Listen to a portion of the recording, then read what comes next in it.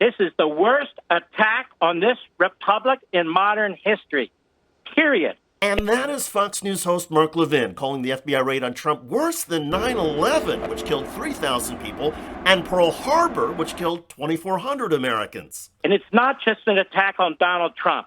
It's an attack on everybody who supports him. It's an attack on anybody who dares to raise serious questions about Washington, D.C. and the establishment in both parties. This is some third world bullshit right here. Let me say it again. Third world bullshit. I mean every word of that. I don't care that it's cable news. You really are now seeing the ugly face of a tyranny, which, by the way, you'll notice they didn't allow anybody on the Trump side into Mar-a-Lago. So we have no idea whether or not they planted evidence. I agree. I do not think it's beyond this administrative state and their deep state apparatus to actually try to work on the assassination of President Trump. There is authority here, obviously. If there's classified material present at Mar-a-Lago, they have every right to collect it, and the former president has no right to retain it. Wait, what?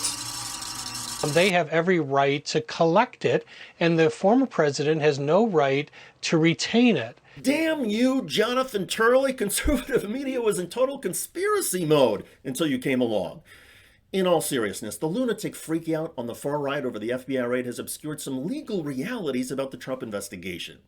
Hello everybody, I'm David Shuster, and thanks for joining us. As Jonathan Turley and other legal experts know, in order for the FBI and Department of Justice to carry out this kind of search, investigators have to get a warrant from a federal judge. And a federal judge will only grant a warrant if there is probable cause that a crime has been committed.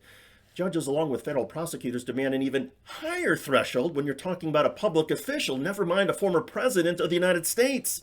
So clearly, federal prosecutors and a judge have seen strong evidence Donald Trump committed a crime, and they believe there was likely additional evidence related to it among his boxes of documents and papers in Mar-a-Lago.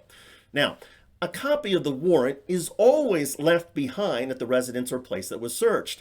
So if Donald Trump and his family want to disclose what this is all about and what the warrant says, they are free to do so. For now, the Trumps are saying nothing except that all of this is unfair.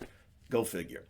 One other thing to remember, even though there are some news media reports that this search concerned classified documents that Trump took with him from the White House, former federal prosecutors are dismissing the notion this is about a violation of the Presidential Records Act. The act, passed in 1978, requires a president to preserve and submit all writings to the National Archives.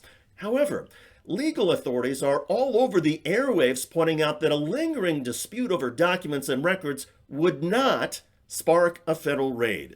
So I have to think that the Department of Justice must have something more than an argument about what kind of records have to be saved for a presidential library or the Library of Congress at some future date. There's more to this than meets the eye, and I have to think that there's something a lot more serious that they think is being withheld from the presidential collection. So when are we going to find out? Well, keep in mind that raids like this are usually the final step in an investigation before the return of a criminal indictment. At the moment, the FBI and Department of Justice are not commenting. In my view, that's a blunder. Raiding a former president is indeed historic and unprecedented. So the Department of Justice should issue a clear explanation, either in a press conference or in court, with a criminal indictment. Don't wait even a few days. Let all Americans, including the right-wing psychopaths, see the evidence. It may not tamp down the lunatic calls for violence and civil war, but lifting the curtain on Donald Trump's criminality is now more important than ever.